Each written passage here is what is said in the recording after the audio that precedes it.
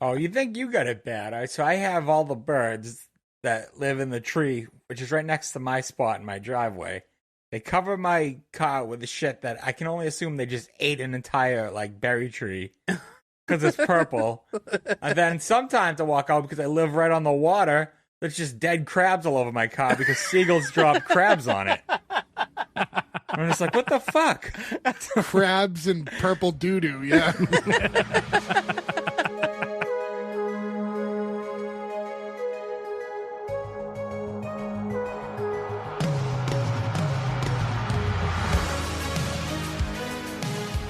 Welcome back, everyone, to S1E1, the show where each week we pick a different sitcom, watch just the first televised episode, and forgetting anything we might know about the future run of that show, rate it and decide if it's a show we want to greenlight or cancel.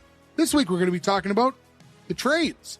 The Trades is going to have 8 episodes with 1 season on Crave. Today we're talking about episode 1, which is called The German Robot, originally airing March 22nd, 2024. So to get things started, I'm Jay Gags. With me, as always, the boys, most of them, Gordo, Nick, and Ferg. What's going on, guys? No Joe this week. Heyo. Hello. Well, mister, it's not a sitcom. Pick the non-sitcom. I Explain yourself. okay. Not only do I think this isn't a sitcom, Gordo, I'm not even positive this constituted as a comedy. All right. So Well, I am with you. I didn't know that this wasn't a sitcom because it's Ricky from the Trailer Park Boys and it's Tom Green. And I said, oh my God, a new show starring Ricky from the Trailer Park Boys and Tom Green. We should definitely do that. And I'm sorry, but it's not a sitcom. And real quick, I do want to apologize because Joe's not here. There was this weird promotion going on where they selected 12 people at random. They're all in the center of town, and like they'll have to put one hand on a cow. And whoever can stay on it the longest, the last person to let go, gets free steak for a year. So it's been 3 days now, and he's holding tight. So good luck, Joe. And if you win, we're all coming by for dinner soon. Question. Does the free steak for a year come from the cow that No, they were not touching? from that cow. That would be That would have to be a personal. really big cow. I don't know. I think you're underestimating how large cows You are. do get a lot of meat out of a cow, yeah. You think it's got a year's worth of steak in it? It's from the local supermarket. I don't know all the stipulations, but it was like one of the supermarkets in his area is doing it. Probably Hannaford's. Yeah, so no, The Trades, I didn't know this show existed until very recently. Gordo presented it to us, like he said, for the reasons he already mentioned, and we would have liked to have done it even more timely, but we already had a couple of episodes recorded by the time we even found out the show existed. The first episode was about to come out. But yeah, every now and again, we like to get a show kind of right when it pops up. Yeah, I would say not. And I don't even know if it has U.S. distribution. It's on Crave in Canada. Most Crave shows, they air and then like a month later come to America, like usually via streaming platforms. I thought it was HBO Max. Is that where it's going to go? I think so. Okay. Yeah, there you go. Because as of right now, as you guys listen to this, I mean, it's very findable online, truth be told, but it is not officially on anything in America at the moment. But yeah, no, it's weird. As far as sitcom, no, definitely not. But also, it's a comedy for sure. I mean, I debated if Undeclared was had that much comedy, but I still thought it was a comedy. So I thought as far as like the amount of jokes, there's probably more silliness and jokes, I think, in this than Undeclared had. The only joke I can think of is, oh my God, she's talking to a raccoon. No, he pissed in the robot. It has all of Gordo's favorite stuff. There's a poopy joke. There's a pee-pee joke. I mean, I'll say I'm not complaining about the quality of this show. I'm just giving Gordo shit. Oh, for sure. Because he doesn't know what a sitcom is, and he complains all the time about these shows. In fairness, too, and I'll say this, our goal is always to pick a sitcom, right? Because it just makes sense. At the very least, it needs to be a comedy. Because it just, for what we do, it doesn't make sense if the show is too serious, because the subject matter and stuff won't make sense. But I think even in the cases where like Gordo's debated if things were sitcoms or not, it kind of doesn't matter, because at the end of the day, we have to say, like, the green light or cancel shouldn't be based on just is it a sitcom? We're not playing is it sitcom. Yeah. And I agree. The problem is Gordo has outright canceled things because they're not sitcoms. Yes, but that's incorrect to do.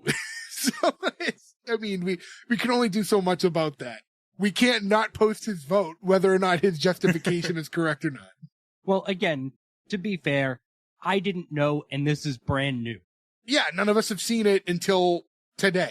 It was the first time we saw it. So I understand why you picked it. You look at that cover, it's got the who's who of like Canadian shows we've covered. There's some of the funniest people in the world, from Tom Green, the Trailer Park Boys people, to people from Letterkenny. It's everyone. I love how so like incestual the Canadian TV is for some reason. Like they're two entirely different parts of the country, as far as I know, like Letterkenny and Trailer Park Boys, but they're like, hey, we're both Canadian. Let's like run into each other at high speed and make a TV show out of it. Oh, come on over, buddy. Who was, I'm sorry, because I don't watch Letterkenny. I know you guys are big fans. Who was the crossover from that? It was oh my God, what's his name on Letterkenny? Mick, This is embarrassing. Oh, Holy wow, shit. fake fans. I should have asked some real fans. I'm sorry. was it McSherry? No, what the fuck's his name? The one who talks like that. Who is he in this show? He's the muscly guy with the Hawaiian shirt. Oh, okay, all right. What the fuck is his name? This is driving me, and anybody listening, it's driving them nuts too. Hold on, I got the right here. McMurray. McMurray, yeah, there you go. I was close with McSherry. Yeah, McMurray. And there's there's more than one Trailer Park Boys crossover. There's Ricky, obviously. And then there's the blonde safety girl. She was in the very late seasons as Ricky's girlfriend or wife, even maybe, in Trailer Park Boys. I could have sworn I saw Bubbles, too, in the background of the, I don't think so. Yeah, if you look really hard in, like, one of the lunch scenes, there's a guy, you can't, like, if you go back and you look, there's a guy with big, thick glasses, and he looks old as fuck. Are you sure he doesn't just have protective glasses because they're working in a factory? No. He looked like Bubbles. Like, I saw it, and because I was on my phone, I could not stop it in time. What hurts is the show's so new and doesn't have, like, proper U.S. distribution yet, that even, like, when you go on IMDb, it's just not fully fleshed out yet. So I was, like, trying to look at characters, and there's people that are just straight up not, like, main characters that are not listed in the episode. Yeah, it needs to, like, run its course before, I guess, everybody. Like, does Canada keep, like, a lock and key on this information? Like, why is there nothing about this? I don't know. No, yeah, there wasn't a lot of info. You know what got me is I try to look up the trades, and then you get, like, traders union stuff and all this stuff. You put, like, the trades, you have to put, like, the trades TV show and all this other stuff. Canada. That's, like, inherently going to happen whenever you have kind of, like, a generic name to your show. You know what I mean? Yeah. Yeah. Yeah, I mean, I guess without much back history in the show being so new, we might as well jump right into it. The only other thing is, it's weird. It said 6.0 right now on IMDb, but that's based on, like, an episode being out. I think the second one's out by now, but, I don't know. I don't think there's enough metric now for that to really mean anything. Nah, it's still new. The show starts and you hear the song Working Man by Rush playing, and it cuts to, like, inside, like, this big, like, warehouse type work area, and you see someone welding. And that's, Todd, played by Rob Wells. He's, the one from Trailer Park Boys. And while he's working, the music gets cut off when the boombox that's playing the music gets shut off by his boss, Bennett, who's played by Tom Green. Right off the bat, you get this vibe that these two do not like each other one bit. And who likes their boss? Well, you can get along with your boss. You don't have to be like, and even if you don't have to be rivals with them. Right off the bat, like, the first thing was Bennett just says, "You're a fucking joke" to Todd. It's the very first line of the show. You're like, what? Yeah, that was a little aggressive, if you ask me. Not good workplace behavior. And even though this show is a comedy, it was weird because, like, Tom Green's role is not an overly comedic character, so him playing serious and more like a villainous type, the antagonist, feels weird here. Daddy, would you like some sausage? Yeah, it's like the last time I saw him be a villain was on his talk show when he got mad at that guy for cutting up his desk. The jackal or whatever. Forgot about that. This is a really expensive desk. He goes, let's hear your crappy band. Let's go. I will say, I love Tom Green. I didn't think this was like, I didn't think his performance in this episode was the best. Okay, can we just... Tom Green is not an amazing actor. Like, he's in a bunch of things, but he's not a great actor. Yeah, well, especially early on, Tom Green was in a lot of things where he was essentially being Tom Green. Yeah. I don't know, Freddy Got Fingered is pretty damn good. And Road Trip. But here, I don't know, the way he performs, and I know the show isn't necessarily made to win Oscar, Emmys, I guess, right? It was very flat, his delivery, a lot of things, and it felt performative. It didn't feel natural watching him in this scene, I thought. Now, could it be what you find out later? It's like he's like a heavy pillhead on like a ton of drugs. Is that why he's acting like that? Like, I think that's the way you could. I don't think he is that method or whatever that he was thinking about all these little things and nuances. I just think that it just wasn't the strongest performance. I mean, we'll get into it. I don't think he's a large part of the show either. I could be wrong about that. But if he's just kind of like, maybe he was just kind of like a curtain jerker to like get people interested in the show too. Yeah, it could be like, oh, Tom Green. Like, yeah, it definitely. I mean, it worked because Gordo showed us this show, and even as much as I like Trailer Park Boys, I wasn't that excited till I noticed Tom Green was in the show. Like, oh, is this the first thing he's done in a while? He was in that Last Man Laughing, but that's like a reality show. He's got like a weird YouTube presence too. Like he does like this like van life sort of thing. Yeah. But he also like he'll do a lot out of his house too. And like Tom Green is wealthy, like as much as you might not, think so just because he hasn't done a whole lot, but he's got plenty more money than we do. He's got that MTV money. Yeah. So it's weird to see somebody who's like usually when you see like those van life people, they're all like making money on their YouTube and stuff like that. And like Tom Green will pack up part of like his little mansion in Malibu and like put it in a van and drive around.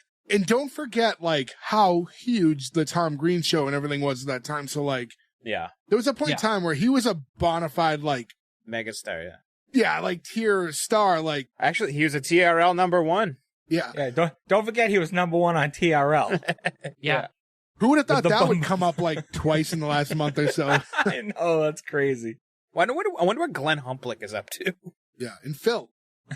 I forgot about Phil, yeah. Yeah, so here it's they're just kind of going back and forth. It's a lot of bickering, but what we see is that Todd's working on, we can't see what he's working on at the time.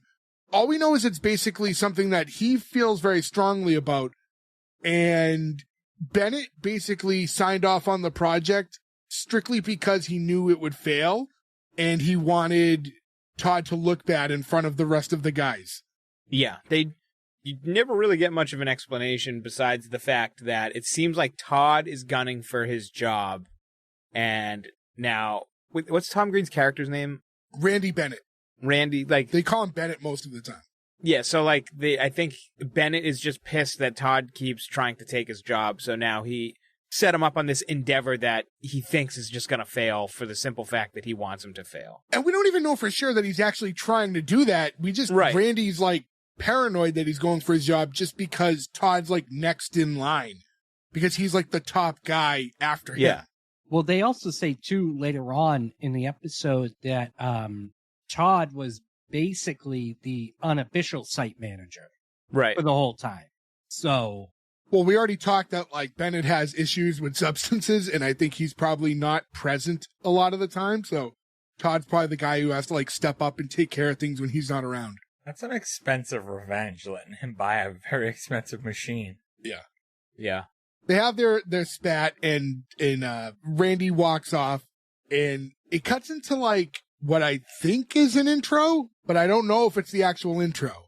So you see him getting in a car after like his work shift, and he's like driving, and there's a song playing. One Horse Town by Blackberry Smokes the song. And I don't know if this is like the same footage every episode, but it is the intro because it like cuts to the title screen at the end of it, like pans to it. So yeah, that's I wondered the same exact thing. I also, if this is the intro, I really like it, but I don't think it will be. But I really like this little town feel. Like they drove through the town with Todd, like kind of following his truck. And it's like that weird part, you know, it's definitely just like a rural part of Canada, small town type of thing. And we always say, like us here, like we always say, you know, we're from a small town. And while that's technically true, like that's what small town really means. Like we're a city, small town, like suburb of a major city. But I don't think we really understand what it's like to be from like a small town like that. I think it could be like, I would like to just go and like live in an area like that. I don't think I could permanently live in an area like that, but I would like go to crazy. Yeah, I would go absolutely it crazy. Would be tough. You'd end up just drinking like a lot, I think, because what else is there to do? But I don't know. I just really like that rural feel that they conveyed in this little intro. I don't know if it's the intro, like we said, but this part I don't think of it would show. be that bad. I mean, we already stay in our house all day anyway. Yeah, but I hate it. I'm the one who's always like, we should do stuff. I don't want to stay in my house all day. Yeah, I mean, and to go back, I am super curious, if anything, to see like how the second episode starts, just because I don't know if they use the same footage for the intro every episode or if it's going to just be a different thing. Cause like this whole intro, seeing the town, the song, him driving the truck after a day's work makes sense, but it feels like it flowed seamlessly from the first scene. So I don't know for sure one way or the other. I personally don't like this song. The song, I mean, it's not my style of music by any means. It's not bad. It's that it's like, it doesn't get me pumped for a show. Yeah, but I think it fits the vibe of the kind of show that this is. So I think it does fit in that regard. But actually, I think that Rush song up front would have been pretty good too. Like that whole like working man song. So I love the Rush crossover though, because there's like a half a season dedicated to Rush. Well, it's not a half a season; it's a couple episodes. Ricky kidnaps Alex Lifeson from Rush. Oh, okay. Because they want tickets. So like and then they ended up going to the big stadium there in Nova Scotia during one of the Rush concerts to like film part of the Trailer Park Boys. So there's a big connection between the two. Good to know. That's because it's Bubbles' favorite band. So the next scene, we meet Audrey, and that's Todd's sister. And you see her, like, it's like kind of the back porch area of the house, and there's a hot tub. And she's sitting there, and she's talking to, I guess, her pet raccoon, Snacks, who I do like that it was like, the way it sits, there's like this little chair like next to it that almost looks like the raccoon is a lifeguard for the hot tub. that I enjoyed. Yeah. And I like that it's a real raccoon just sitting there too. And yeah, she's just kind of going over her day, talking to the raccoon like it's like one of her, regular friends. The raccoon's responding. Oh, it does. Yeah. I mean, Snacks does talk back. I mean, but not in English, obviously. German. Yes. And thick accent too, so it's hard to know what he's saying. Todd enters. Did you note that he said Raccoona Matata? I did not. I thought I heard him say Hakuna Matata. Yeah, I did Raccoona not hear Matata. Raccoona Matata. I like that. He's talking to Audrey, and he notices that there's like hairs in the hot tub, and asks if she shaved in there, and she's like, "Just my pits," and I'm like, "Ugh, Yeah, so fucking vile." Like, Oh, I thought she said just my pets. I was like, did she shave the raccoon? And yeah, brought Snacks in that there. makes a lot more sense. They're talking a little bit about his day, and that's when he mentions the machine that he was working on at work and how it's like a futuristic, like German welding machine. Isn't it called the metal schlong? Yeah, it's something along those lines. Basically, in his brain, it's going to be, the next step in what they do for a living. It's being met with opposition, obviously. I mean, how close is that to reality? It's like these machines are replacing everybody. Yeah, well, his argument, we hear it later when the guys are talking to him, but it's like, they're like, this thing's going to replace us. And he's like, no, but we have to operate the machine. So it's just a tool that'll make our job easier. But yeah, until they make a machine that can operate the machine. yeah, that's True. like the way of the world. I mean, like, that's how a lot of that stuff goes. And then it's like, yeah, a man has to operate it, but a man can operate 7 at once. You know what I mean? Yeah. Or something like that. And it cuts down the workforce. Yeah. While they're talking, this guy walks out from inside the house, this dude, Billy. And I guess it's Audrey's, I don't want to say boyfriend. Sounds like just like a Booty call. fuck buddy situation or something. At first, I'll say this, when I first was watching the episode, I think I missed some of the, like, they do say it up front, but I don't think I caught that they were brother and sister right away, Todd and Audrey. It's not glaringly obvious. No. Because she just calls him bro at one point. Yeah. So I think, like, when I was first watching it in the beginning, I thought they were a couple. So when this guy walked out, I thought, like, she was cheating on him or they were, like, in some sort of an open thing. Because he didn't react too strongly to it. I was like, oh, this is a weird dynamic. No, I could definitely tell they were brother and sister. If not, they were roommates or best friends. I didn't think they were a couple or anything. I thought at first, but I mean, again, when I rewatched it and stuff after to do like notes, there are clear indicators. They say it up front. I guess I didn't catch it right away. They got that familiar bond. But that could be Definitely the familiar fuck with bond Tim, of being with someone for years. But True. regardless, yeah, they're not. And this guy Billy comes out and he's like, "Oh, you ready for round 2? Do that thing with my pinky." And he sees Todd there. He's like, "Oh shit!" And like, he's in Todd's robe. He's wearing Todd's bathing suit. It's just like an awkward situation. He's got awful tribal tattoos. Yes, they are not the best tattoos on him. I love how he says that my dick only touched part of the mesh. Well, yeah, when he sees that he's wearing the bathing suit, and he's like, "Oh, like, I'll wash him. Like, my dick's barely touched the mesh." It's like, how? I don't know the dynamics, but it's unavoidable for your dick to touch the mesh in a bathing suit. So I don't know how that would work out. It clings to you. It's underwear essentially inside the bathing suit. I think he's making a joke that his dick is small. And Ricky's like, I'm gonna call him Ricky this entire episode. By the way, Todd's just like, you can keep them. So as a guy myself who doesn't watch Trailer Park Boys, because I think the only other one who didn't watch, it was Joe, who's not here. To see him, I understand he's like one of the main guys in Trailer Park Boys.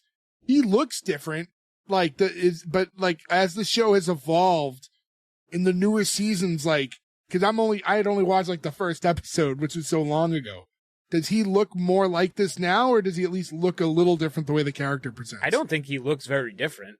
You know what? You watched the first episode. No, that's what I'm saying. It was so This weird. is pre-time jump and all that stuff, so you saw a much younger, thinner Ricky.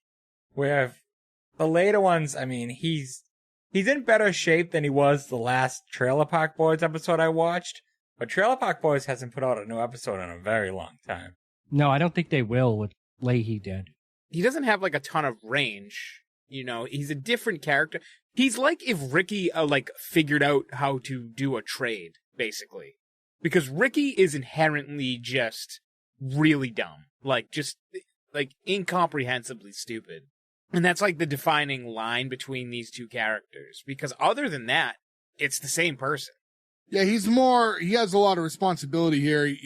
I kept thinking as I'm watching the show, his character, like the character of Todd here, I don't think this necessarily affects one way or another how I would ultimately vote on the show, but I think if you would put Danny McBride in this role, I think it boosts the show. They're very similar people. Yeah. I feel like I think some of his nuances, I think Danny McBride would have knocked this out of the park. I'm not tipping hat here. I don't think this is funny enough for Danny McBride. Danny McBride is in some knee slapping, laugh out loud shit. Well, but you get a guy like him, and I can't say one way or another, but you got to remember guys like him also deliver different. They interpret scripts different. They improvise. So yeah, these little additions to a line here or there would greatly change a conversation. I mean, as I was watching, I just kept thinking man, I could really see Danny McBride in this spot. That's a good pick because I never really kind of realized how even physically similar those two are. But as far as Joe goes for this, I'm really curious to see how he goes because he loves Letterkenny and greenlit Letterkenny. He greenlit and regretted greenlighting Trailer Park Boys. Yes. The second he greenlit, the next day, he regretted greenlighting it and has said on our last live show that, or 2 live shows ago, that he has regretted it. And I'm afraid he's gonna cancel this show just to get back at Trailer Park Boys. but he also likes Letterkenny. So I don't know. It could go either way. This guy was Billy, right? Billy takes off, and you see the brother and sister talking for another couple minutes, and that's when she's like explaining like the dynamic of her relationship with Billy, and that it's like, you know, it's not really meant to be anything serious, but you know, he's there and she's single, and it is what it is. And Todd's kind of warning her against him, like, you know, this guy's like a guy you gotta watch out for. He's the kind of guy who's gonna steal your catalytic converter while you're asleep. I don't know. I guess that's like, I don't know. Like, I didn't grow up with a sister. So, like, I would feel very strange. Like, not, like, I don't know, just having a brother, like, the idea of, like, someone dating my sibling is just a girl that's with my brother. So, like, sex stuff and, like, a guy overtly talking about, like, banging, like, wouldn't, you know, like, that would be so weird, I think, for me if it was, like, role reverse and it was, like, a guy talking about, like, having sex with my sister versus, like, if it's my brother in real life, like, I don't think about it the same way. Yeah. As someone who has a brother and a sister, you are correct. Yeah, it's like, it feels awkward, right? Like, the idea of this guy coming out and talking about it. Yeah, no, I don't want to hear it. I don't want to hear that with any family member, though. It has nothing to do with the sister. No. Not that it's like I want gory details, but, like, I just don't think that, like, you take a Billy-like character and you flip it and it's, you know, a brother and then some girl walking out, like, and just thinking in my own life as someone who has a brother, I wouldn't be bothered by, like, you're sleeping with this person. Like, that would skeeve me out to know that if it was, like, my sister, and to think of, like, him talking about, like detailed sex things like that. Like, I would just, you know, it would gross me out a lot more. Yeah. Sounds like it's a common occurrence and maybe he's just used to it. That too. I mean, they are a very close brother-sister as far as, like, how they interact with one another and, like, their comfort levels. They seem like they've been very tight for a very long time.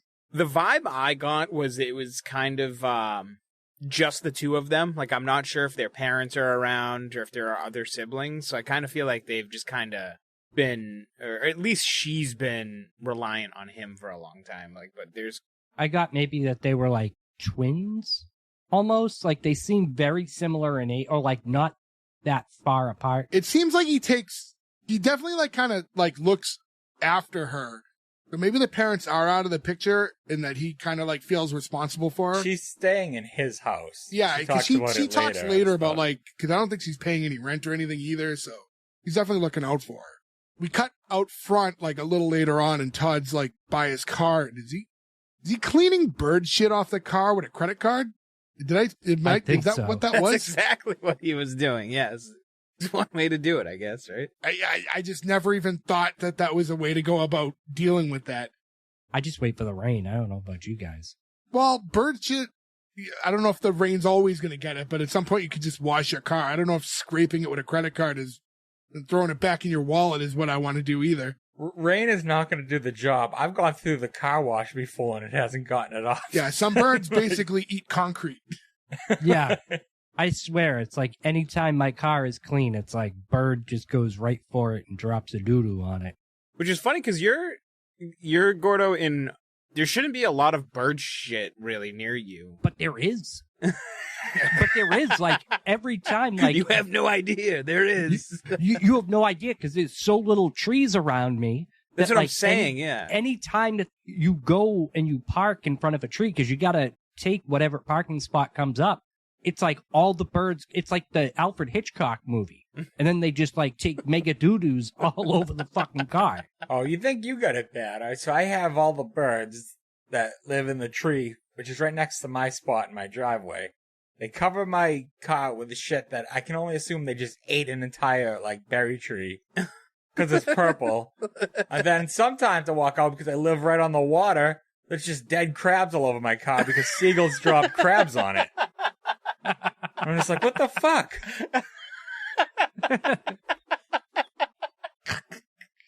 Crabs and purple doo-doo, yeah. I would tarp my car if that happened to me once. Have you considered a carport for it? A what? He's the only person who could fit one, too. A carport. Just get, like, one of those, like, semi-permanent, like a tent. Yeah, pretty much. Yeah. Sounds like too much work. I'll take the crabs and poo. While Todd's out front, Billy walks up to him and basically just asked to like hitch a ride. And it was like, I don't know. I mean, this guy obviously is not like the salt of the earth, but I don't know. Just the way he imposes and tries to get like the ride, like he's just not a likable guy. No, he doesn't seem to have any redeeming qualities. No, none at all. Usually characters like that, they make them like, they make them dumb, but like heart of gold types. You know what I mean? So like, they're like, that you like, for whatever reason are drawn to them, but this guy just sucks. Yeah, they did a good job, I think, conveying exactly what he is. And I can look at this show and think, if any character gets flanderized, boom, right there. Yeah. He will just keep getting dumber and more rednecky and... Yeah, I'm sure.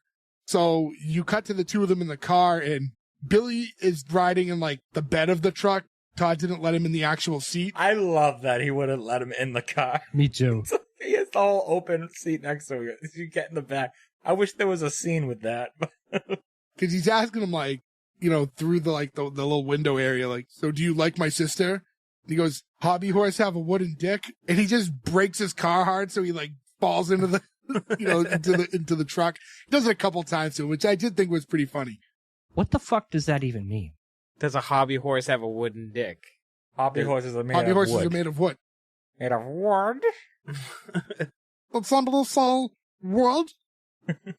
Okay. I like that we explained it very clearly, and Gordo still seems very confused. I didn't know that they were called hobby horses. What do you think they were called? Wooden horses. Yeah.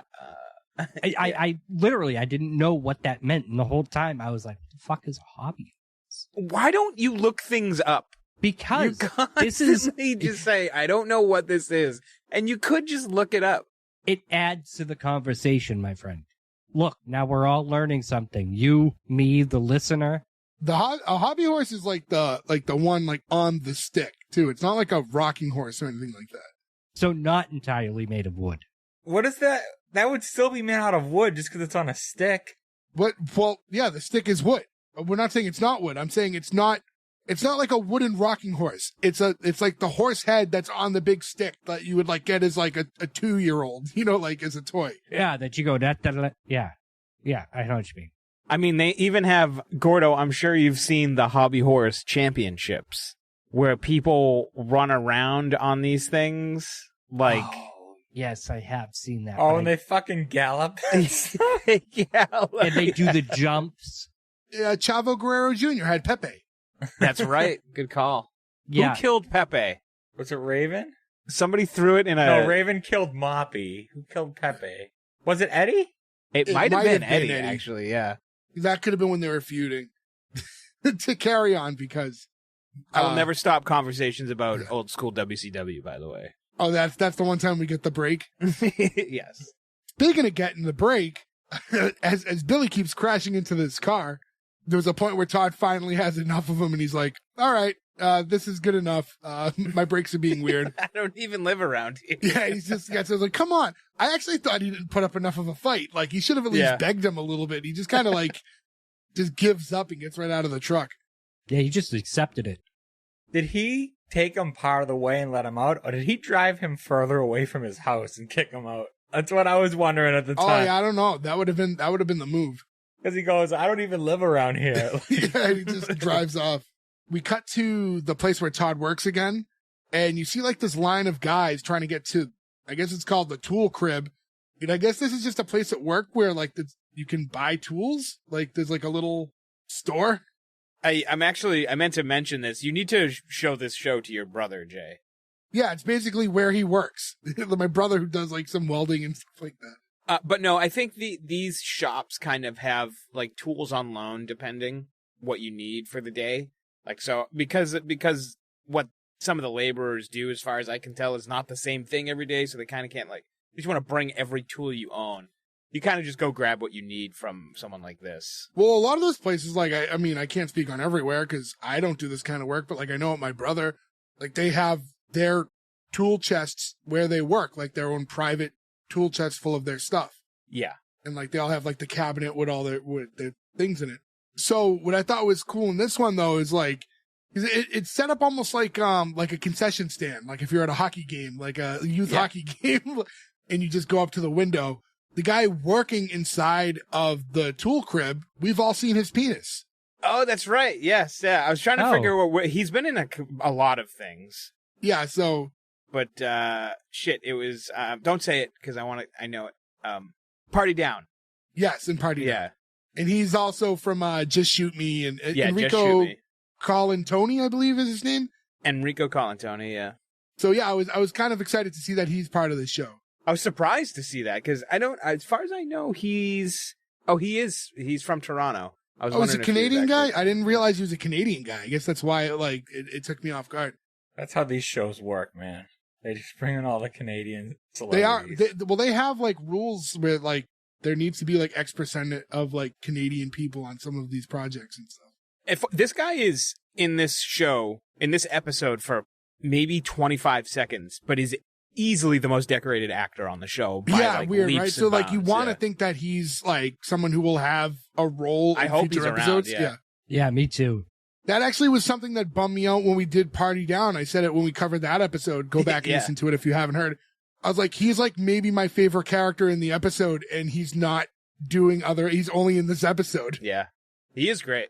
But yeah, he's at the he's working the counter or whatever at this thing, and like one of the kind of rookie kids comes up and he's like looking at some piece he has, and he's just kind of giving them the like, you need to use good tools. Like, well, he had like a quote, where was it? What was it? He said, tools are like condoms. The cheap ones will break and they will fuck you up. True, yeah. Did your granddad give this to you? He had like how he brought a stud finder and he's like, what are we hanging pictures today? That's when I would have pulled it out and went boop, boop, boop, boop, boop, found one. Is that what you say when you pull it out? All the time. Boop, boop, boop, boop. Found one. Skibbity. In this scene kind of transitions, and we have Todd walk into the room, and you see him walking by, and he's kind of saying hello to everybody.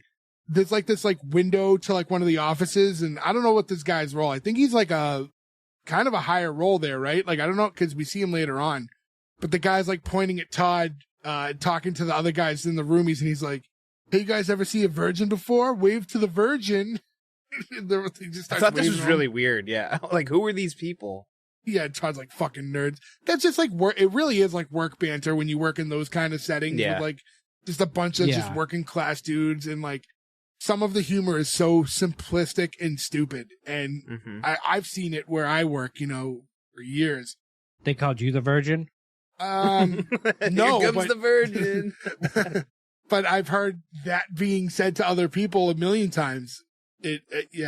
Just that style of humor in general is just like like I said, it's really childish, dumb humor, but for some reason it's what like 50 and 60-year-olds default to when they're at work. I can't repeat the things said at my work. Yeah, trust me. There's a lot you can't say. So now we cut to like the break room area, I guess, or like wherever they at least all eat. And you get this one guy, and we're meeting kind of like, this is when we get to meet a bunch of the side characters for the first time. And you have like the one dude, Homer, and he's like a big fella, and he seems to be a big conspiracy guy. And that's how the scene kind of starts. You see him talking to some of the other guys in the break room, talking about how we're carrying our phones around and how that we carry around these surveillance devices and all this other stuff. It's true. And that's when we meet the guy. Is it Backwoods is his name? And I believe that's the guy from Letterkenny. There's him, there's Backwoods. Yeah, like I said, it's tough to look up some of these people because the IMDb is not like refreshed well enough. That it's like half these characters are just not listed for whatever reason. Also, side note, Enrico Colantoni is only listed as being in 2 episodes of this show. Only 2 are out so far, so maybe that's why. Yeah, but other people are listed as like 7 episodes. Oh, wait, no, I might have been looking at his other thing. Okay, so maybe that's why. All right, that would make sense. Who knows? Yeah. Who knows? But, because then the other guy that was in the scene too, what was his name? Taser or whatever? Like the Taser. The, like, I think he was, I wasn't sure. I wanted to look him up, but again, he didn't pull up on the page. I think he was the guy from, what was the name of that show with Ed Helms that we did? We are so unprofessional right now. Yeah, It's ridiculous. My brain is like just turned off today.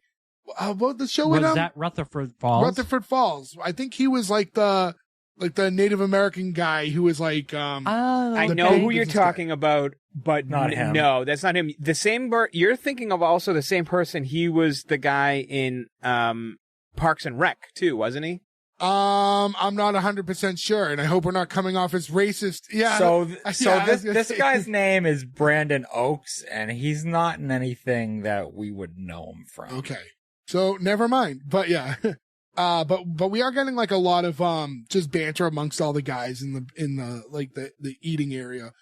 And they are starting to talk about like this robot situation that, cause I guess they know kind of what Todd's working on, like, cause someone said something about how, you know, like he doesn't know we know and stuff like that when he eventually walks in. Also, like you see some pranks between the guys because like the girl who works there, like they I don't know, they put her helmet in like a big brick of ice. You see her like chipping away at it. And what I liked was at first, I was like, oh, this is going to look weird because they're just picking on the girl. But you come to find out that she's kind of one of the main prank people too, because the other dude's helmet has like a raccoon tail attached to it. Somebody's got like weird spikes in their helmet. I wasn't sure what it was, but he's There got was- yeah, things she was sticking saying into his. how she got like the rookie too. And like there was whatever like hanging out of his helmet. Yeah, I didn't get what that was either. His was like, yeah, it was weird. His looked weirder. It looked like something for a child, like almost like a toy helmet. Yeah, it looked like those like bugs on a stick. Oh, I remember playing with bugs on a stick when I was a child.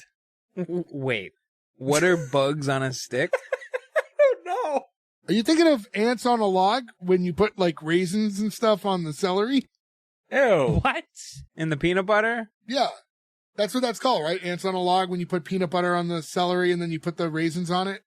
Listen, man, me eating celery is a stretch alone. You want to incorporate raisins? Okay, celery is delicious, by What's the way. It tastes like soap. I like celery. I don't know if I would say it's delicious. Like, I really enjoy celery. I think it's really tasty. I also like celery, but delicious is a stretch. There's not much going on with celery. No, common misconception. There's a lot going on with celery. That's why there's celery salt.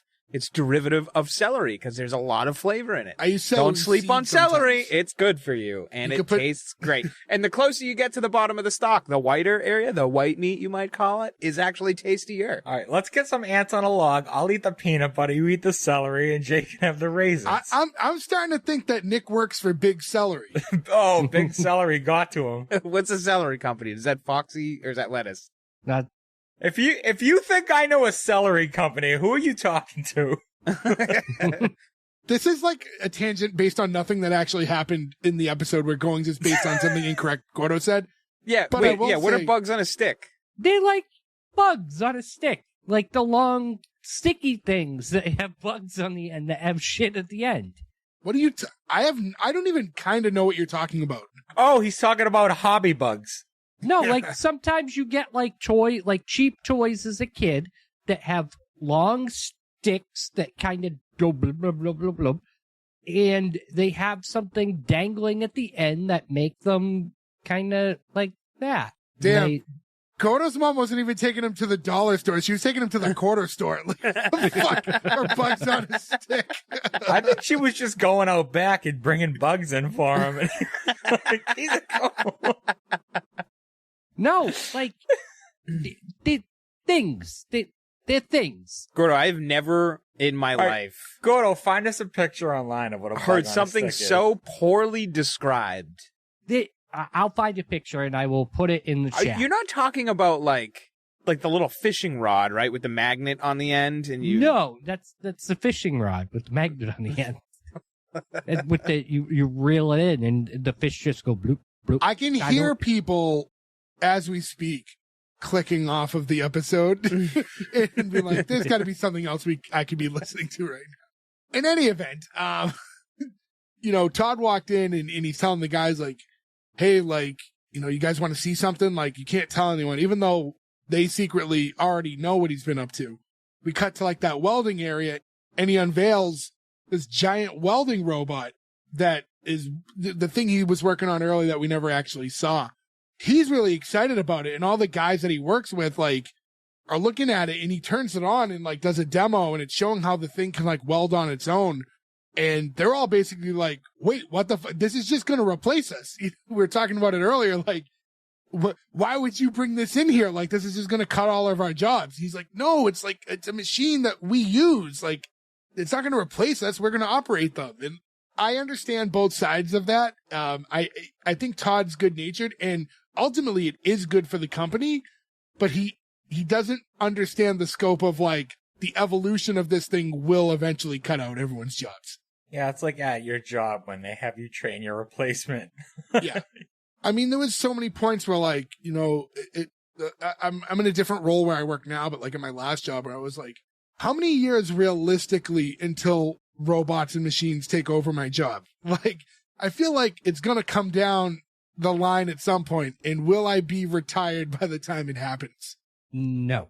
I feel like AI, once they get it booted and going, will take over all of our jobs. Not mine. Your job is to oversee the robots.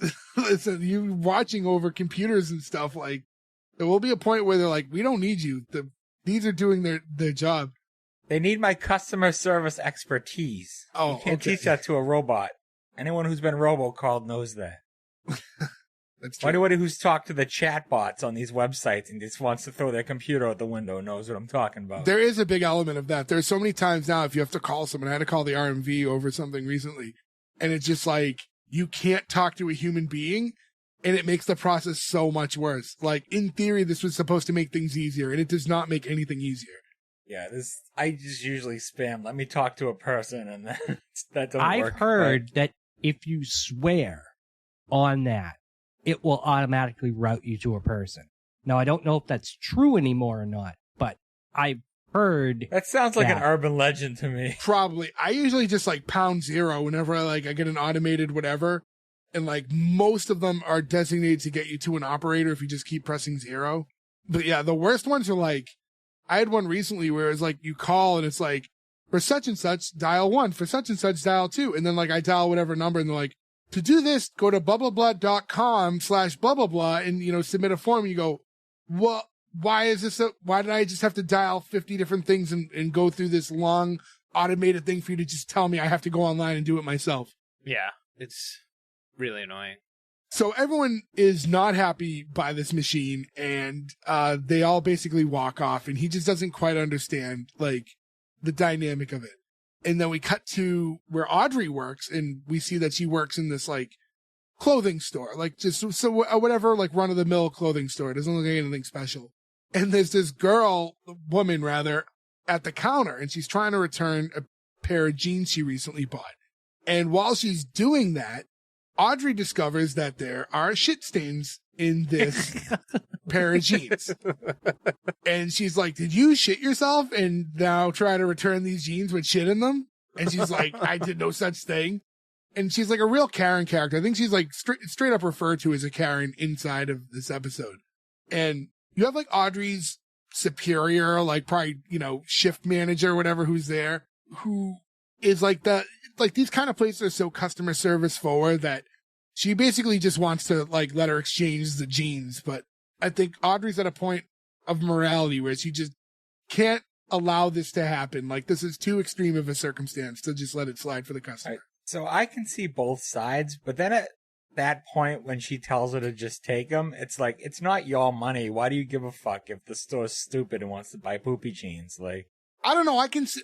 There's a point where, like, I don't know. I get at the end of the day, like, you work somewhere and you just have to follow suit and do what you're told.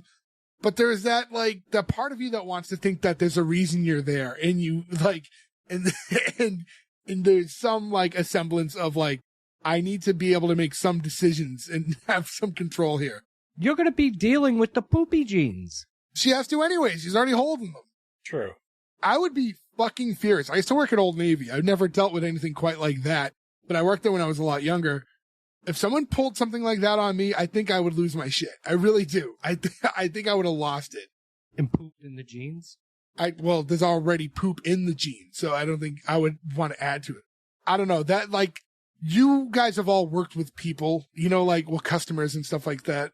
It's just, I don't know, people, the amount of entitlement that customers get when they go places. Oh my God. Yeah. Try working at a convention with doctors. Try They're working at a fucking the worst. hotel. I once had someone literally come up to me and say, I want my room back. I want my money back for my room. And I said, why? And they go, I found a used dirty condom on top of my refrigerator. And I went, no, you didn't. And she said, yes, I did. And I went, so you mean to tell me the room that I checked prior to you checking in that did not have a condom on top of the refrigerator? Do you check on top of the refrigerators? Yes, I do, actually. Yes, I had a whole full point inspection that I did. I walked through the room. I would notice a condom on top of a fucking refrigerator. I'm not stupid. And I went, so you mean to tell me that you walked into a room, there was a used condom on top of the fridge, and you didn't immediately come down to the front desk furious? So she did it as she was checking out? Yeah, she never as she was checking out. And I went, okay, so where is the condom? And she was like, well, I threw it out in the dumpster. And I went, no, you didn't. No, you didn't. No, you don't get to. I don't like that there people wherever they go, because you're at work, they feel like you work for them. And it's like this whatever, like whether they're at a restaurant or at a hotel or anywhere they go, they see employees, even if you're at Target, you know, like people see employees, and now because they're the person spending the money and you're the person who's there to work, like they're like they own you, like they have control over like whoever's on the clock. The customer's always right is the worst thing anybody ever came up with, I because was it gonna bring that immediately up. it entitled a billion people. It's not the full thing either. It's like the customer is always right when it comes to style or something like that. There's a whole other part of that quote. Yeah. That nobody. Wow, they omitted the important part of the saying. Big surprise. Exactly. It's just like, I don't know. You see it like, I've worked at the airport forever, and like, you know, it's like you bought a ticket to go on a plane. Like that's no different than buying like a bus ticket. You don't own the company. Like you all you did was locked in a chair that you can sit in for X amount of time. That's all you did. That's all you did. You know, you have no rights outside of that. I kicked out and banned like a 95-year-old lady when I worked at a gas By station. the way, the correct quote, and Gordo was way off, is the customer is always right in a matter of taste. Well, no, he's kind of right. And taste, style, you know. I feel like that saying probably goes mainly to like food service, right? The customer's always right. Like you usually see Probably. that. I mean, I'm sure there's limitations. I don't know what industry it started in, like the root of it, but I actually remember like one other small one, not to talk about this stuff too much, because this wasn't even like a crazy story. It's weird. It's just, there's just little moments in your life that will stand out that it really didn't have any really importance or significance. I remember I was probably 18 years old, if that. And I was working at a supermarket, and I'm near the customer service desk, and someone went up and was trying to return like steak tips or something that they bought. All I remember is that it was meat. And the woman who is behind the counter working there, she's like, I can't return this. This isn't ours. She's like, I bought this here. Like the customer's like, I know I bought this here. And like, this isn't our sticker. Like on this label, like these aren't our stickers. Like this is not from here. And just the woman insisting that she bought it there, trying to return it and get her money back. It's like, for a product that is clearly not ours. You know what I mean? Like, it's really hard to differentiate now to like, or you kind of have to like be smart about it if you're working in a situation like that. And you have to, is this person an asshole, or is this person maybe mentally unstable?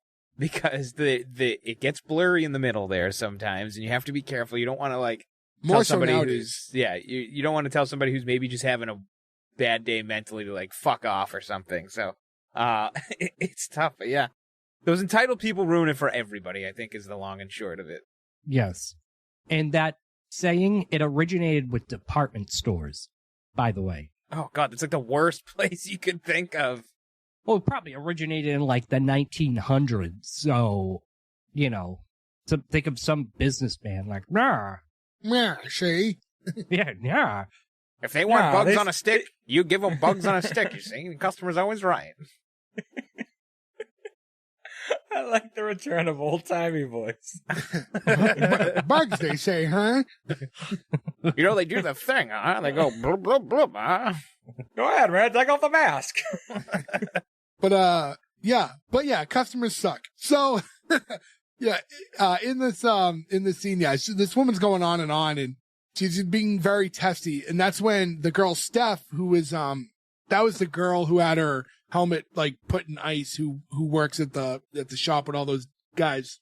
She happened to be next in line, and she's the one who, like, steps up, and, cause, like, her lunch break's almost over, and she's stuck in this line. And she's being honest with the woman, because she's like, listen, lady, you got a tummy problem. Like, your bowels are probably destroyed because of every fad diet that you've gone on. And they can't say anything to you, like, but I will, like, you know, like, and just telling her basically, like, to fuck off. And the Karen's just like, I refuse to leave until I get my money. And that, like, boss, like, Audrey's, boss or whatever, is like, wants to just, like, get this over with. And Audrey, who's standing in the middle of it, just refuses and was like, you know what? Fuck off. Like, I'm out of here. I'm done. Because, what I should mention, I think I'm skipping around a little. Steph walks off. And when Steph walks off, Audrey sees her shirt that says that she's like a contractor or whatever it was. Made her, or a carpenter, because that's what her father did. And I don't know, it was like a moment for her where she realized, like, there's got to be more out there for me, and saw that this woman has like a real job that, like, pays well, and here she is just at the department store. So she tells the woman who's shit in the jeans to fuck off, and her boss to fuck off, and just takes off. And she chases Steph outside rather. And the two girls get to talking. And that's where she's like, well, like, hey, like, what do you do for work? And in this conversation, she finds out that Steph works with her brother, or at least knows him. She tells her, like, you know, I'd be interested in, like, getting into the trades myself. Like, can I do what you do? And she's like, no, fuck no. Like, you can't do, like, my job. You know, she kind of steers her in, like, the right direction. Yeah, I mean, I think there's, like, I don't know if I've ever had, like, that, like, wake up moment where I realize, like, hey, I hate what I do. I think we just accept it. I'm bad with stuff like that. Like, I've never, like, quit a job because I didn't like it. My resume is short because I stay everywhere forever. The only jobs I've left were, like, it's funny, like, the two jobs I had before, I've never officially quit a job. I've, like, drifted apart from them. It's like, it sounds weird, but I've definitely had jobs where I've just been like, peace, like, you don't even deserve notice, like, I'm done. One of them, like, I had started going to school, and I told them, I said, hey, I need to cut back to part-time, like, I'm going to school, like, I can't do both. And they were like, no, you have to do full-time. I was like, oh, okay. And then they were, like, surprised when I didn't show up to work the next day. They were like, well, I figured we could have talked about it. I'm like, we did talk about it, and you told me I couldn't do it, so find somebody else. I've had other jobs, too, where I've just been like, you get to a point where it's just like, enough is enough. Like, I'll find another job, right? Like, you're not going to not find a job. You might not be great, but you have your gap job, I guess, in between. But having said that, though, like, every time I've done that, it's gone on to be something better. Like, so, you know, sometimes just say fuck you and fuck it and move on. Yeah, the best is if you just stop showing up. I was going to say that Ferg was notorious for that. He never quit jobs. He just stopped going to them. It's a great feeling. Honestly, it really is. Because you're also hurting them because you're on the schedule and now they're down a minute. So fuck you. Yeah.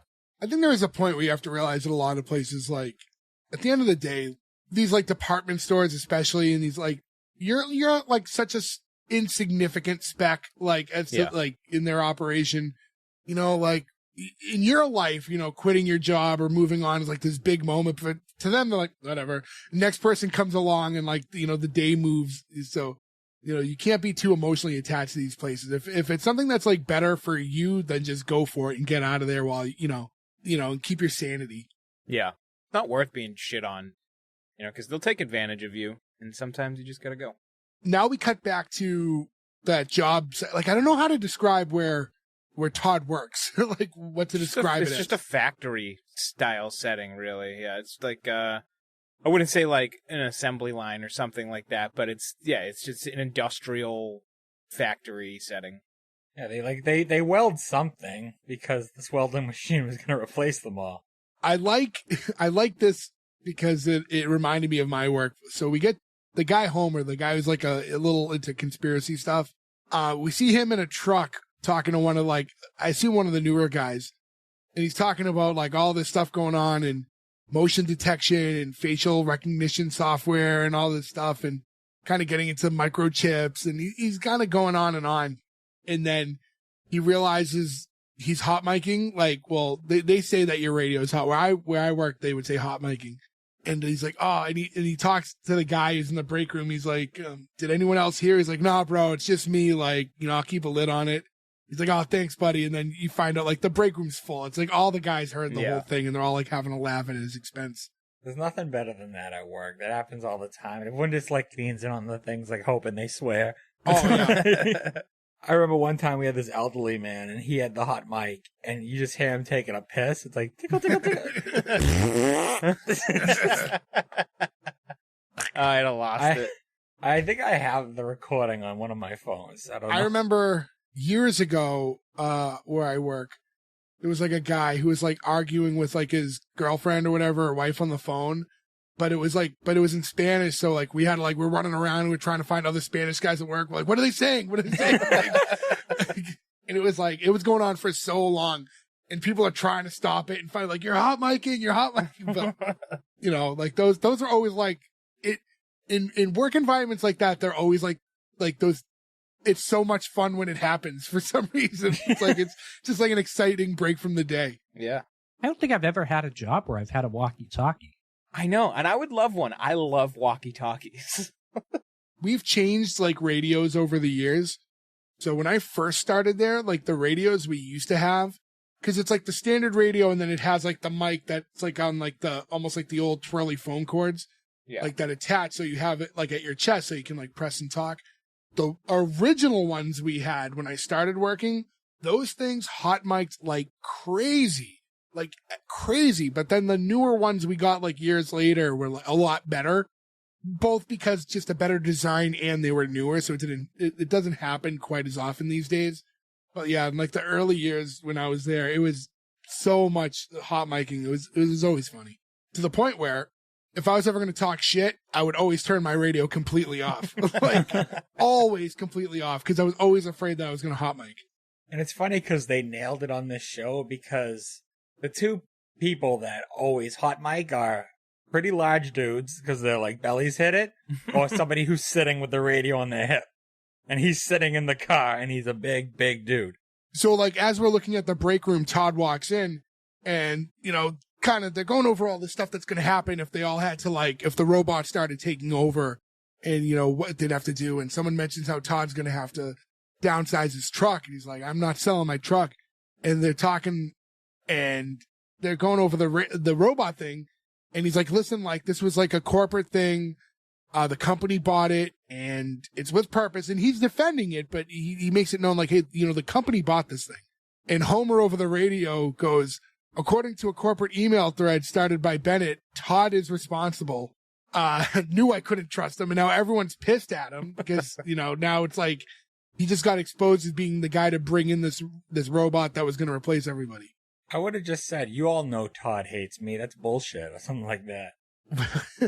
The next scene, he's in the bathroom and he's washing his hands.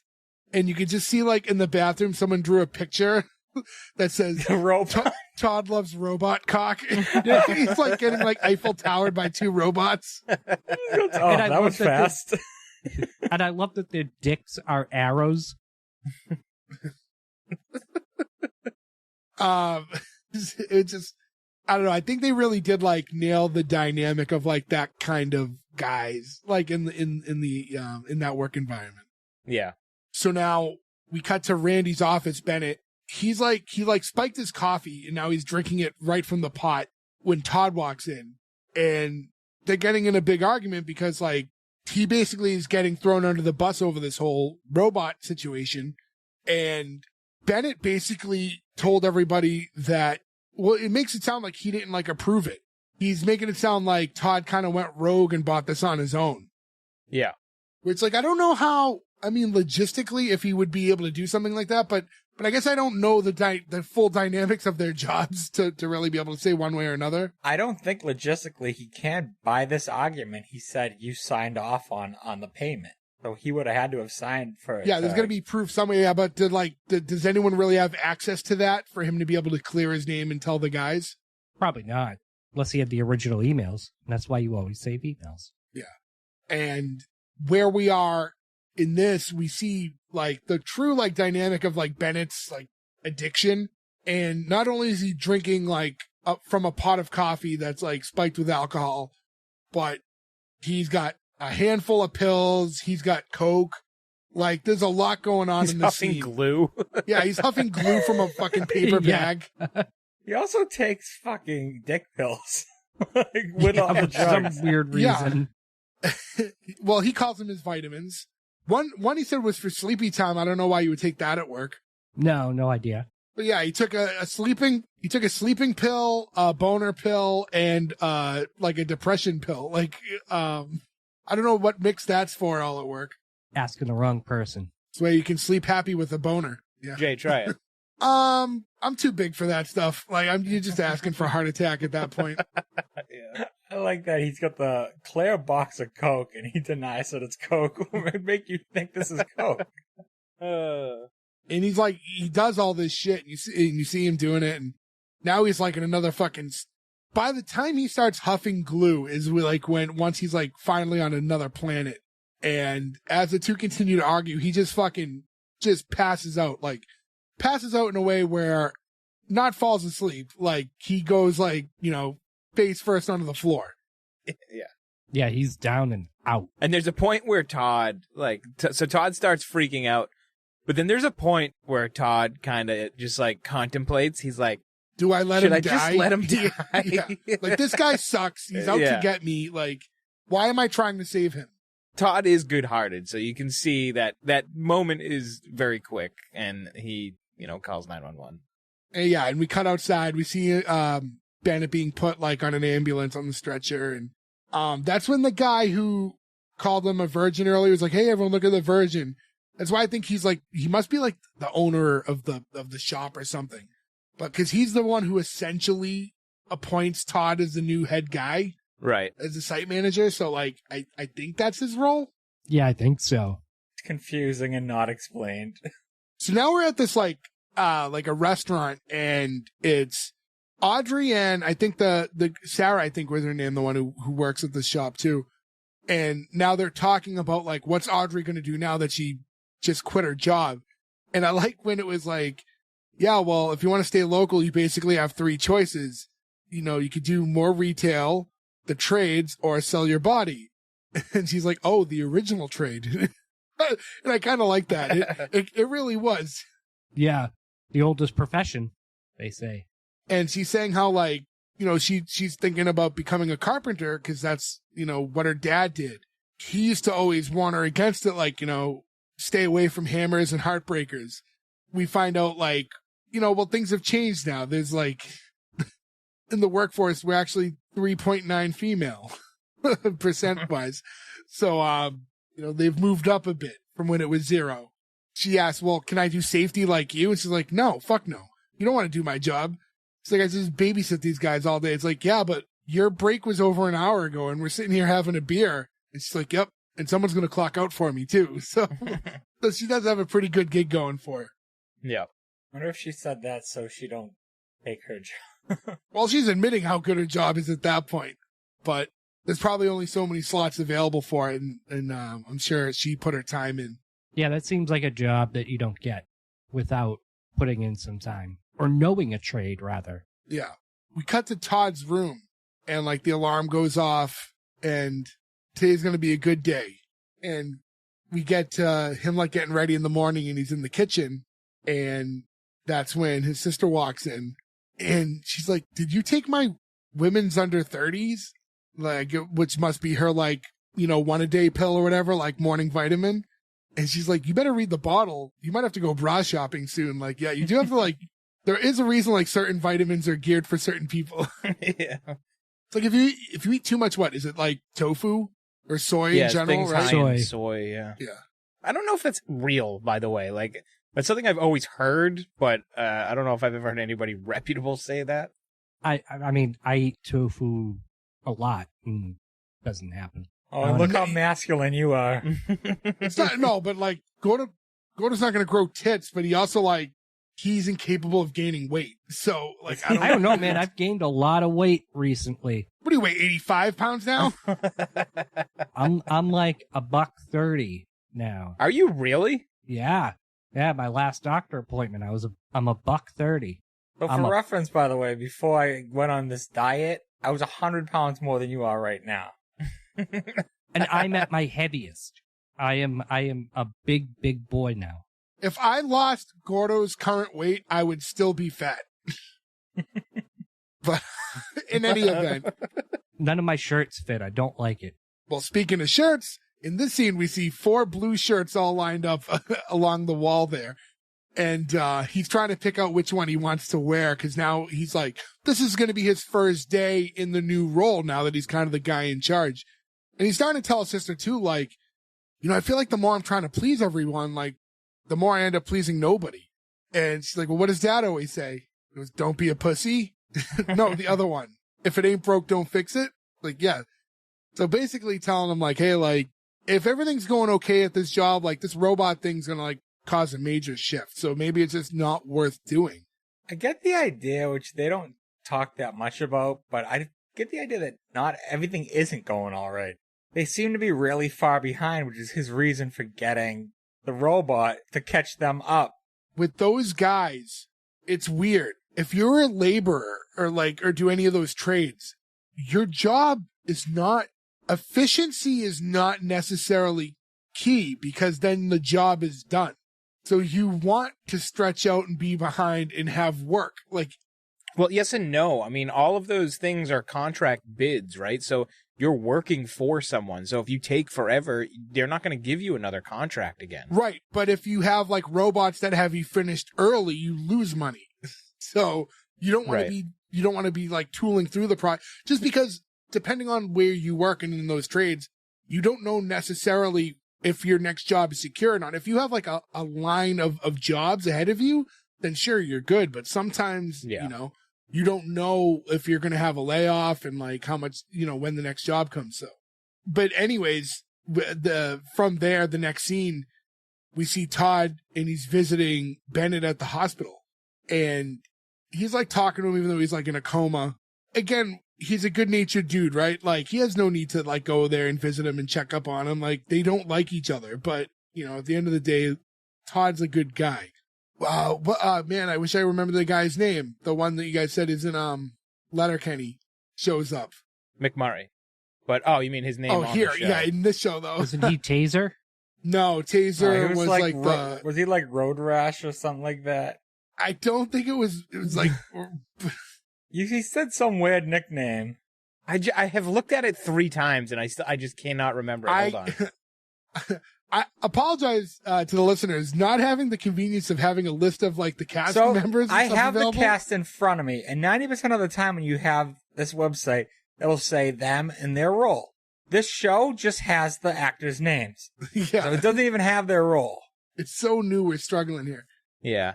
In any event, that guy walks in, the more muscular dude, kind of like, he looks like one of the, maybe like the locker room leader kind of guy, you know what I mean? Like, he's the guy that seems to be the voice of all the dudes in the break room at times. But he walks into the hospital room and he's talking to Todd and telling him how, like, they got a little collection together to make sure that Bennett's taken care of once he comes to. You know, is able to get some money out of Todd. Todd goes to give some money and he's like, more. He keeps calling him cheap. So he keeps adding more and more. Then that dude's like looking at it, he's like, oh, but you know, we don't know if he's gonna like wake up or not. So Todd takes the money and like, he like puts it behind the pillow, which is like kind of a terrible spot because at some point he's gonna be moved and that money's gonna fall out. And it's stolen by some greedy nurse. Oh, his name's Backwoods, by the way. Backwoods. Yes, that's it. what I said. Backwoods. You said Road Rash or something. Yeah, you definitely said like Roadrunner. I know, I was kidding. I think we've said this in other shows too. It's always weird to like when we watch like shows from other countries and you see money that's like different types of currency that's not ours, because it always flags. You know, as soon as you see it, it's just one of those things. Were those loonies and toonies? And this was, no, those are coins, right? Loonies and Toonies Yeah. are the $1 and $2 coins. I thought Canada got rid of paper money. What? I thought they did or were getting rid of paper money and only having the coins. Or plastic, rather. They were like going to build it out of like some like flimsy plastic, I thought. I did hear that, Ferg. That Ferg isn't like going off the deep end there. I did hear that. Well, we've got some Canadian listeners if anyone wants to reach out and let us know. He's telling Backwoods, like, basically how, he brought that machine in and he thought, it was going to do good and it was going to help him get a promotion. And Backwoods is telling him, like, corporate doesn't give a shit about any of us. You know what I mean? Like, you have to understand that, like, all this stuff that you think that's going to be more efficient and help them, like, it's not going to help you in the long run. Like, they really don't care about any of us. As he goes to leave, he gives them the heads up, like, hey, and like understanding that like Todd and Bennett don't get along, tells Todd while Bennett's sitting there in a coma, like, hey, before you leave, put your dick in his hand and take a picture. This way when he wakes up, you have something on him. This caught me off guard. I thought it was hilarious. And he leaves and you just see like Todd thinks about it for a second and goes, yeah, I should do that. And you just see him kind of like walk towards him and that's how the scene cuts out. Yeah, that was great. Now, funny, but then if he dies, like, and you just have this picture in your phone. Then you just delete it. Yeah. Can I ask though, what is the blackmail that's going on because he's in the hospital? Well, just knowing the overall dynamic of the two. So maybe not like for right now, but knowing that he may need it. Like, look at the whole thing with the robot in general. He signed off on it and then pretended he didn't and tried to pawn it all off that like Todd did it. But the logic is what I'm trying to follow is like, I put my dick in your hand while It's you still were in embarrassing. It's not that Bennett grabbed his dick and like did this on purpose, but it's still like a photo you wouldn't want everyone to see of you, regardless of the situation. a coma. Okay. All right. I'll take you. I'll take your word for Just it. take it for being simple and funny. Like, that's all it is. Yeah. Okay. And we get a quick cut shot right after this. It's really basic, just showing you Audrey walking into the Carpenter's local, just to show that, like, she's taking the initiative and she's, like, seeing what they have to offer. And then when we get back to Todd's work, it's him doing this big presentation of the metal schlong, or whatever it's called. So you have him, like, standing there and it's all the guys at work are on the other side of him. And he's, like, showing, like, hey, this machine's not here to replace us. Like, this machine's just a tool. And it's, no different than an angle grinder or a broom. And then he goes to turn the thing on and the machine's like acting up and it's smoking and sparking. He's like, this can't be good. And he's like, what, this wasn't supposed to happen. And it's like sparking everywhere.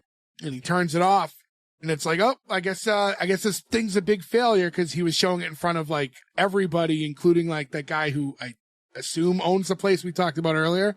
And, they walk off and Backwoods walks up to him. We find out that this was like a whole planned thing. He's like one hell of an acting performance. Hopefully Backwoods tells everyone that it was him that did this because, I mean, his reputation is already ruined amongst his peers. Yeah. Unless they know he saved the day. Yeah, that's true. But it's also like one of those things that in the moment, like if it went through, like they would resent him for it. But like now that it's not going to happen, like in a month from now, everyone's going to forget about it. Like that it was even a thing. Oh man, people don't forget.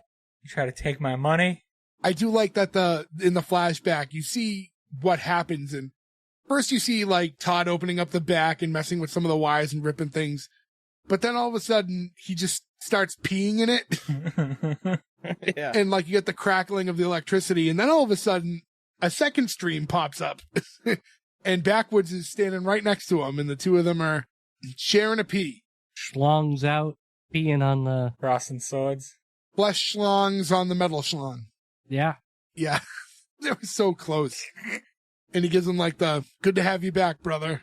And I don't know, like the peeing side by side thing, it was like, I don't know, it was too close. It was just too close.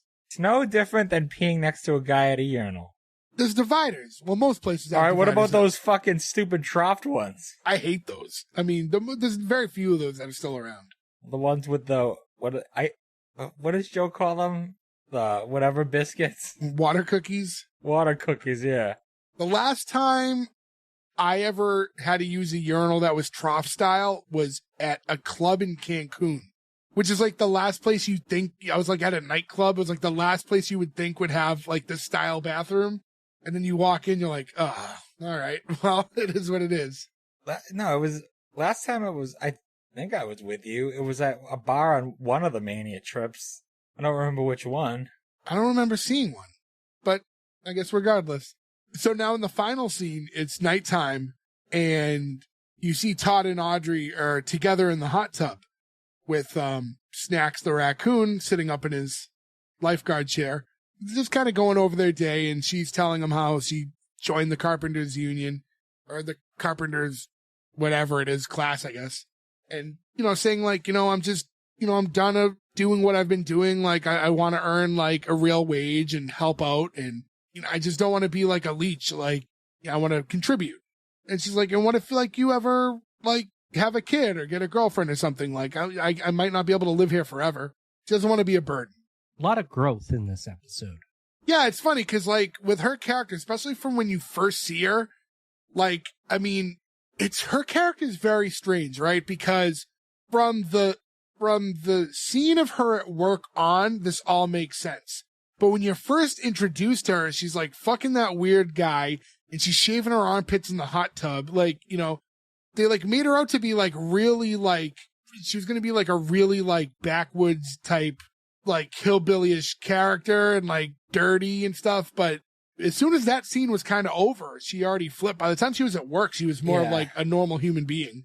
It's way too fast. You can't do this in a pilot. You need like an entire season of her just being like a hot mess.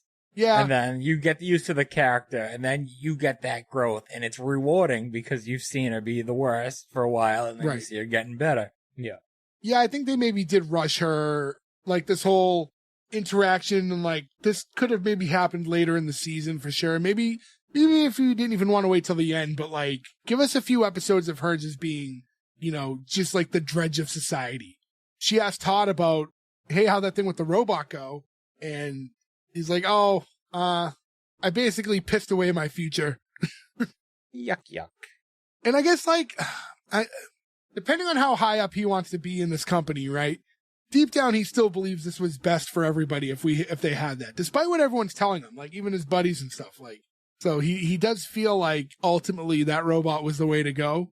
Nevertheless, he did what he thought he had to in the moment to win the guys over again. And this I was confused by. The last scene, well, that was the last scene, but the last thing we see after that, you see a car pull up to that work site, and this girl, I think her name's Chelsea, she's on the phone. She gets out of a car, she's on the phone, and she just kind of looks over the work site and says, I'll contact you once I know more. And that's it. Did anybody flag this girl? Oh, I didn't see her enough. No. She, as far as I can tell, and I didn't even have to look it up, she's in Orange is the New Black. I think maybe a couple other things, but I was surprised to see her anyways. I think she's probably investigating because the company spent a lot of money on this machine and it broke. She's probably investigating what's going on. And that's going to fuck him over. So, yeah, I don't know. Like they did, it was, I mean, they're leaving you like on a cliffhanger, but I don't know. I don't know. It was just like kind of a weird way to end it because it just kind of came so out of nowhere. It's another thing you don't do in a pilot because we don't know who this character is to be like, oh my God, she's here.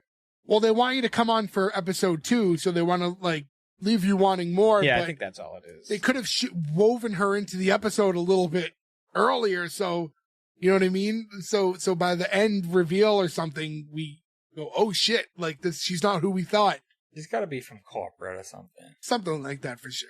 But that was it. That was like the way the episode ended, which I didn't think was a strong ending with that because it just kind of it left me more confused than wanting more. But yeah, that was the entirety of the episode. Now, Gordo, having picked it, and before, I mean, we'll do our green light and cancels in a minute, but, and even for all of you guys, rather, I mean, when you guys knew that this was like a production that came out of like the Trailer Park Boys family or whatever, this is because they produced the show, right? Yeah. Yeah. Was this show in any way what you thought it would be? No, not at all. I expected more hijinks Yeah, I thought this was going to be sillier humor.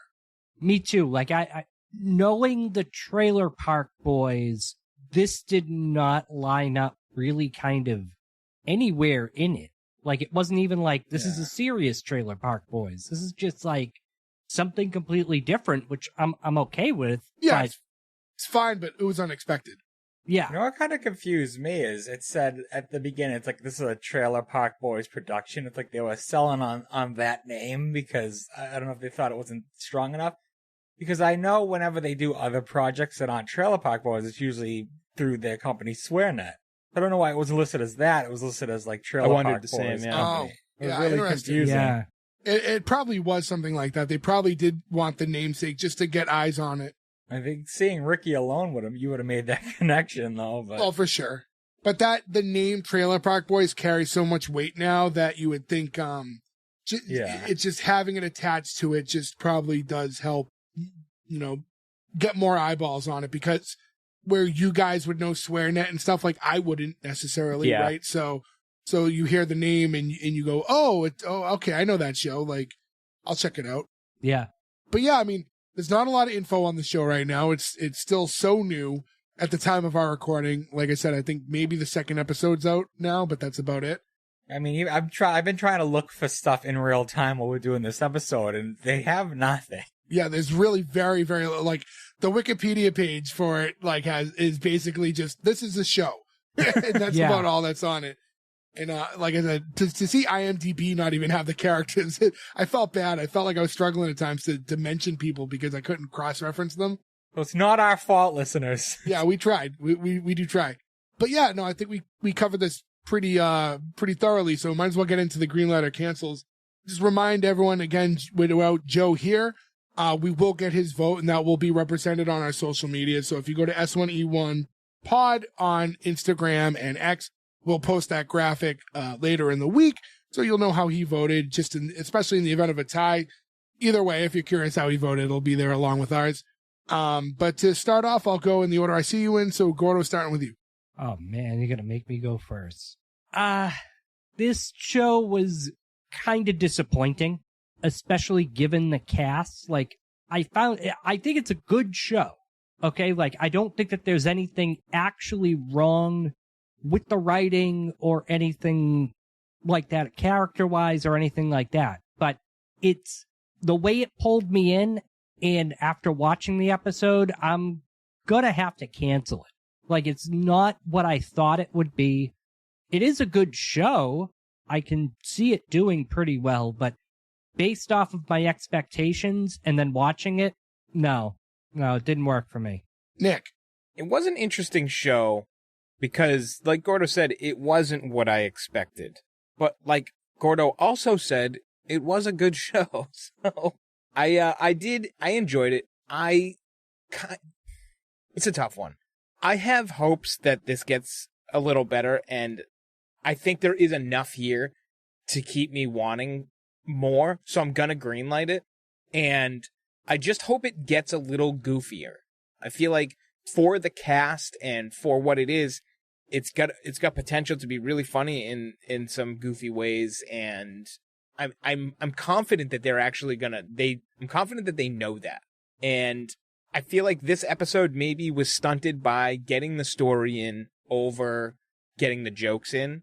But like I said, having said that, I really enjoy the cast. I enjoy the concept. I enjoy the characters, and I think it does have potential. It's not a very hard green light. I'll be honest, but there's enough there to green light it overall. Bert. Yeah, not a sitcom cancel.